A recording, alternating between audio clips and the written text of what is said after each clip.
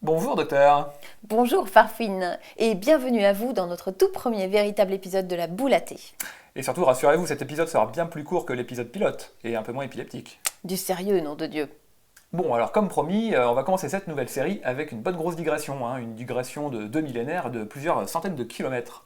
Comme l'indique le titre de notre épisode, nous allons parler de Sumer. Alors Sumer, Farfouine, pouvez-vous nous montrer où ça se trouve sur une carte du Levant? Ah oui, tout à fait.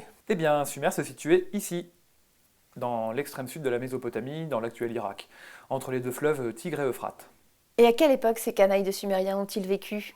Eh bien, grosso modo, entre 3400 et 2000 avant Jésus-Christ, ce qui en fait une des civilisations les plus anciennes, au même titre que la civilisation de l'Indus ou de l'Égypte. Mais au fait, Doc, je comprends pas très bien là. Pourquoi on parle d'un peuple qui a vécu des millénaires avant les rédacteurs bibliques et dans une région aussi éloignée de Jérusalem là? Je comprends pas trop, c'est comme si on essayait de parler de la France du XXIe siècle en expliquant la Palestine d'il y a 2000 ans.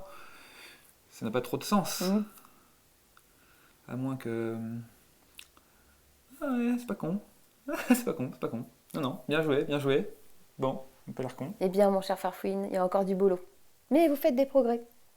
Eh bien oui, nous allons voir que l'histoire du Sumer a eu des répercussions très importantes sur l'histoire du Moyen-Orient et sur ce qui nous occupe avant tout, la Bible hébraïque.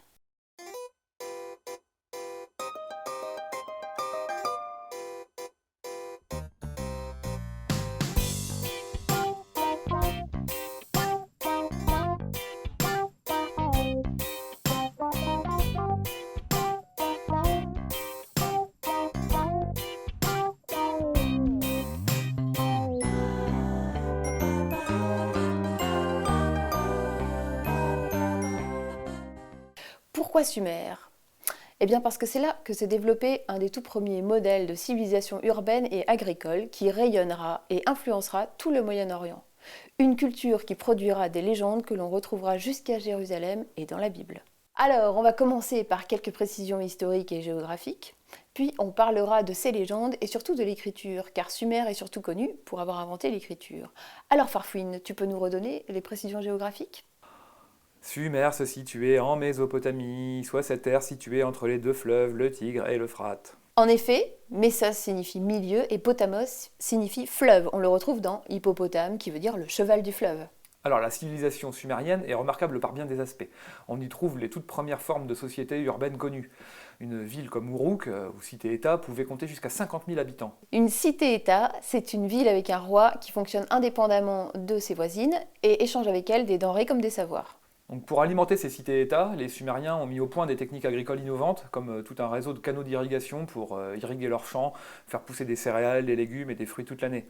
Ils ont aussi pratiqué l'élevage pour le lait, la viande, mais aussi le travail du sol. C'est donc leur ingéniosité qui leur permit un tel développement, même si l'irrigation, à terme, finira par saliniser les sols des terres agricoles. Mais les Sumériens ne vivaient pas non plus renfermés sur eux-mêmes, ils ont commercé avec leurs voisins, même très éloignés, Liban, Asie, Égypte.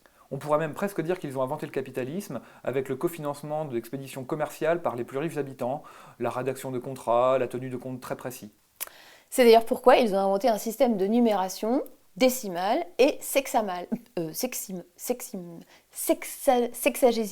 Enfin, base 10 et base 60, quoi. Système qui est toujours utilisé d'ailleurs pour diviser les heures, les minutes, les degrés. Bon, vous aurez compris, les Sumériens auront quelque peu secoué le Moyen-Orient du 3e millénaire.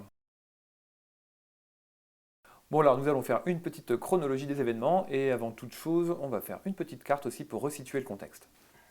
Alors, dès le 19e, l'archéologie met au jour plusieurs cités sumériennes très importantes et développées. Nippur, Uruk, Ur, mais aussi Eridu, Girsu, Lagash. On distingue 4 périodes majeures dans l'histoire de la Mésopotamie des Sumériens.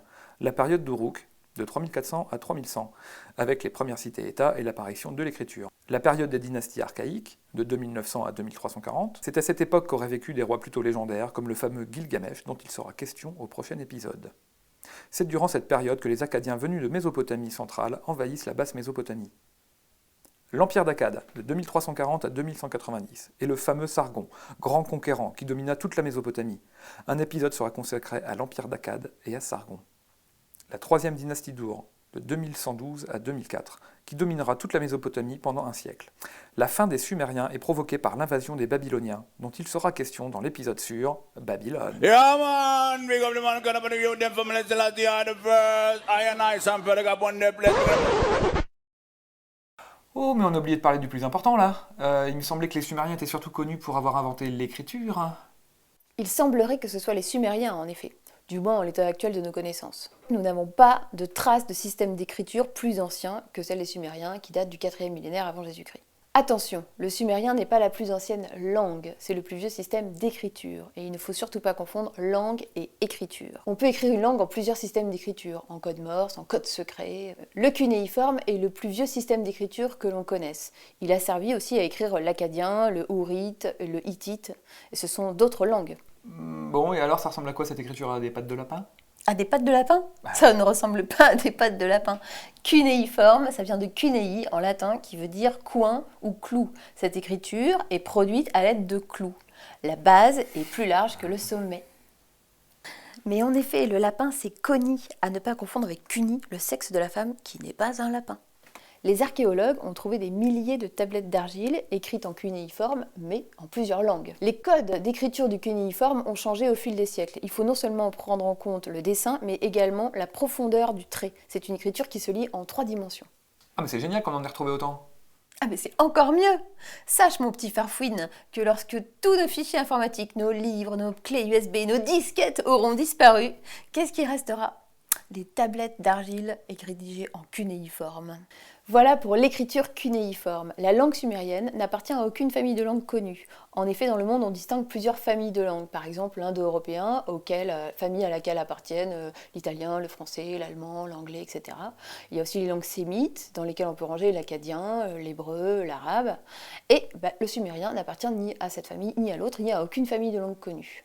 C'est par les écrits des Akkadiens qu'on connaît le mot sumérum. Le sumérien est sans famille mère, c'est ce qu'on appelle un isolat linguistique. Grâce aux milliers de tablettes retrouvées par les archéologues, nous savons que les Sumériens sont à l'origine de nombreuses légendes expliquant par exemple la création. Légendes évoquant par exemple un déluge. Ah bah tiens, ça me rappelle quelque chose. Et mettant en scène un héros, Gilgamesh, à qui il arrivera de nombreuses aventures existentielles.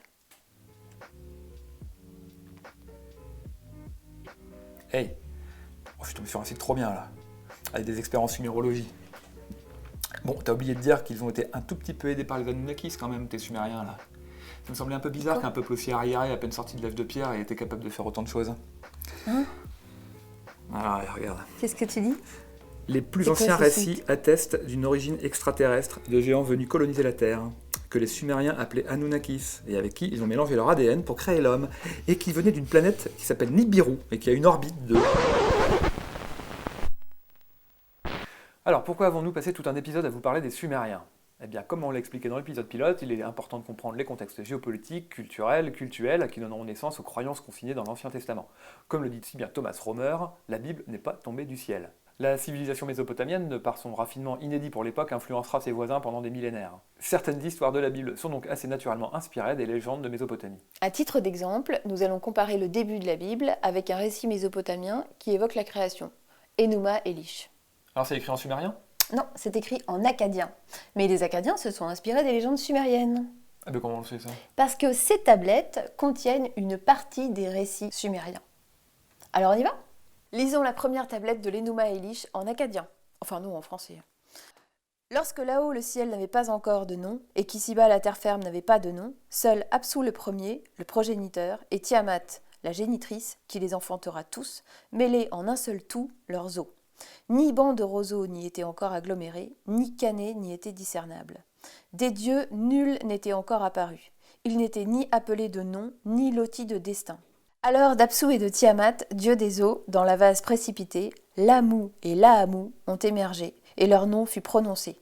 À peine grandis, Anshar et Kishar leur sont nés, les surpassant. Le ciel et la terre se sont écartés, là où les horizons étaient réunis, afin de séparer le nuage de la vase. Ils ont passé de longs jours, ils ont ajouté les années aux années jusqu'à ce qu'Anu, le ciel vide, leur fils premier-né, vienne rivaliser avec ses ancêtres. Anshar avait fait son fils Anu pareil à lui-même, et Anu a engendré Nudimmud, pareil à lui-même. Et maintenant, voyons ce qu'on lit en Genèse 1. Au commencement, Dieu créa le ciel et la terre. Or, la terre n'était que solitude et chaos. Des ténèbres couvraient la face de l'abîme, et le souffle de Dieu planait à la surface des eaux. Dieu dit « Que la lumière soit », et la lumière fut. Dieu considéra que la lumière était bonne, et il établit une distinction entre la lumière et les ténèbres. Dieu appela la lumière jour, et les ténèbres, il les appela nuit. Il fut soir, il fut matin, un jour. Dieu dit qu'un espace s'étende au milieu des eaux et forme une barrière entre les unes et les autres. Dieu fit l'espace, opéra une séparation entre les eaux qui sont au-dessous et les eaux qui sont au-dessus, et cela demeura ainsi. Dieu nomma cet espace le ciel. Le soir se fit, le matin se fit, second jour. Dieu dit que les eaux répandues sous le ciel se réunissent en un même point, et que le sol apparaisse. Cela s'accomplit. Dieu nomma le sol la terre, et l'agglomération des eaux, il la nomma les mers, et Dieu considéra que c'était bien. Intéressant, non ? On retrouve bien dans ces deux récits la notion de création par séparation du ciel et de la terre. Nous étudierons ensuite la légende de Gilgamesh, un récit mésopotamien qui date du 3e millénaire avant Jésus-Christ.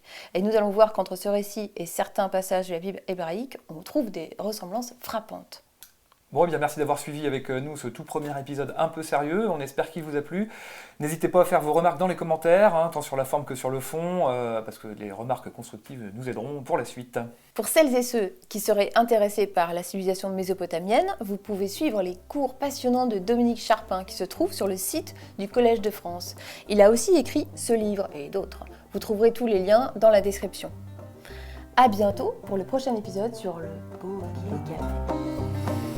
Lord, I went to church one day for to hear them shout and pray, all to hear the preacher plow that gospel plow.